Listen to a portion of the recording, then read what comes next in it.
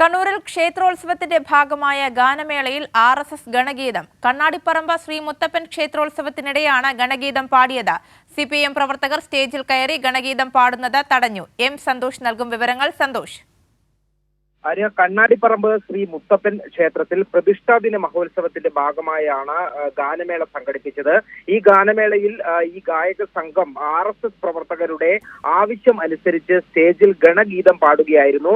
RSS ഈ അംഗങ്ങൾ കൂടുതലായുള്ള RSSന്റെ നിയന്ത്രണത്തിലുള്ള ഒരു ക്ഷേത്ര കമ്മിറ്റി കൂടിയാണിത്. ഇവരുടെ ആവശ്യം അനുസരിച്ചാണ് RSSന്റെ ഗണഗീതം വേദിയിൽ പാടിയത്. ോടുകൂടി അത് അവിടെയുള്ള CPIM പ്രവർത്തകർ അത് തടസ്സപ്പെടുത്തുകയായിരുന്നു. ക്ഷേത്രോത്സവവുമായി ബന്ധപ്പെട്ട ചടങ്ങിൽ ഇത്തരത്തിൽ RSSന്റെ ഗണഗീതം പാടാൻ കഴിയില്ല, അത് നിർത്തിവെക്കണം എന്ന് CPIM പ്രവർത്തകർ ആവശ്യപ്പെടുകയും ആ ഗാനം നിർത്തിവെക്കുകയും ചെയ്തു.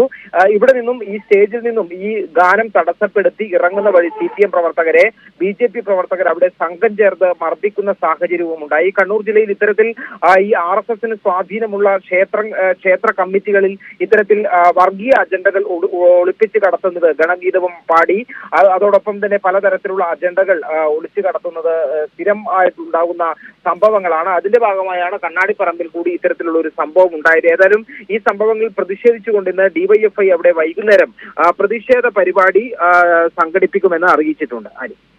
ശരി, സന്തോഷാണ് വിവരങ്ങൾ നൽകിയത്.